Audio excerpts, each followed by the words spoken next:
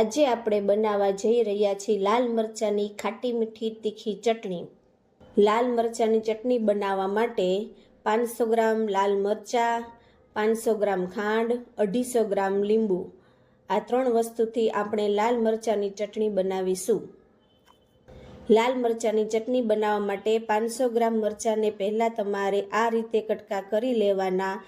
પછી 250 ગ્રામ લીંબુનો રસ કાઢી લેવાનો અને આપણે પાણીની જગ્યાએ લાલ મરચાં ક્રશ કરવામાં લીંબુનો રસનો ઉપયોગ કરીશું અને મિક્સચરમાં એને એકદમ ક્રશ કરી લેવાના છે અને પછી એને એક બાઉલમાં ગાળી લેવાના છે। હવે લાલ મરચાંનું એકદમ રસ બની જશે।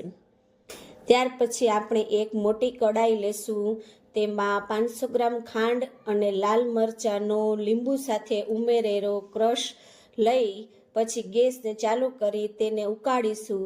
ત્યાં સુધી ઉકાળીશું જ્યાં સુધી 2 તારની ચાસણી ચટણીમાં બની ન જાય ત્યાં સુધી આપણે ઉકાળવાનો છે, જે લગભગ 10 થી 15 મિનિટનો સમય લાગશે 2 તારની ચાસણી થવા માટે। ચાસણી તૈયાર થઈ ગઈ છે, જેને થોડી વાર માટે ઠંડુ થવા દેશું।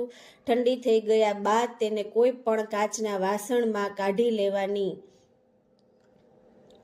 જે લગભગ 10 થી 12 મહિના માટે ખાવા લાયક છે। આ ચટણી જામ જેવી બનશે, ખાટી મીઠી ને તીખી, જેને તમે રોટલી, થેપલા, બ્રેડ, ઢોકળા વગેરે કોઈ પણની સાથે ખાઈ શકો। જો તમને મારી આ ચટણી ખાટી મીઠી ને તીખી લાલ મરચાંની ગમી હોય તો આ વિડીયોને પસંદ કરો।